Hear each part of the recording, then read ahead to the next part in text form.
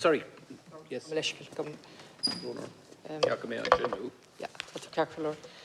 Táiniste, I have to say I'm horrified at your recent comments in relation to the use of rifles and that they're non-lethal. And in relation to this question, which is grouped, it's really difficult to keep up with what's happening and the logic of the government. I deplore the Russian invasion of the Ukraine. Let's get that out of the way. But we're a neutral country. We should offer any humanitarian assistance that we can. We're joining up more and more with a military alliance, despite what you tell us. The figures are absolutely horrific from what I can see, and the original cost for the 2-year mission that you're talking about was 167 million. We have given, I'm not sure to that, maybe you could tell us. Separate from that is the European Peace Facility. The total cost for all of that was 5.6 billion when it was set up. That's gone through the roof now, and we have given 125 million alone to that. I'm running out of time in relation to this. All I can do is actually put on the record my horror at what's been done in our name. And I'll come back. I think some of that commentary, I have to say, is incredible. An incredible overstatement. Can I just say to the deputies, I didn't discuss this training with President Zelensky because it's on a very minor scale compared to what every other member of the European Union is doing, bar Ireland, Malta and Austria. Like, let's get real here. We're not providing any significant, any military support in terms of hardware or in terms of weaponry to Ukraine. And nor should we suggest that we are. This is hyperbole, beyond hyperbole. I've outlined what we've done so far. Demining and combat, medical combat. That's all we've done, lads. 2 or 3 programs involving 6 personnel. That's all we've done. And people are horrified. And this represents a flagrant breach of our military neutrality. Could we have some perspective? Do you know what the big issue in Ukraine right now is? An aerial bombardment that will freeze them to death over the next winter.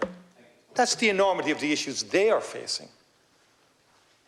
Now, in terms of the European Peace Facility, we're very clear it's non-lethal assistance. I have to stress that in terms of the funding that comes from the European Peace Facility. And yes, Ukraine, we didn't want, no one envisaged the brutal invasion by Russia. Thank you. We're out of time. I'm not given to hyperbole and I'm not given to exaggeration. I repeat my horror at what's happening for a neutral country. Shaking your head doesn't help the situation. Deputy Breach Smith already mentioned the horror in relation to what Israel is doing in Palestine, and we've really stood idly by other than expressing our deep concern. Let me just give you some figures from the European fact sheet. EU solidarity with Ukraine. As of September 2023, the EU and its members individually had provided approximately 25 billion in support of Ukraine, including 5.6 billion under the European Peace Facility. Misnamed European Peace Facility. The total budget for that was 5.6 billion. It's gone way over that now alone with its allocation to the Ukraine. Now, in 30 seconds, I can't go through the figures, but that's what we're left to do. Go through the figures while you tell us this does nothing to our neutrality.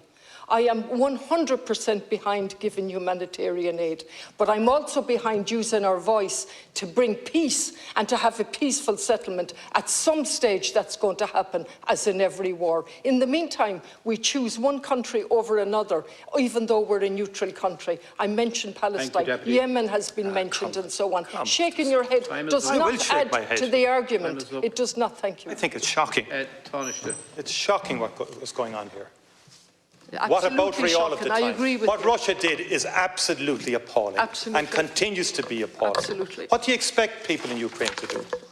Let them the whole way in? That's what Ireland, I'm expecting. Is that what we expected through the chair? Sorry, I mean, this is a double standards. I mean, we are consistent on Palestine. We've been we've done much more than you suggested on Palestine. And the evidence of that is in how we were treated in Palestine.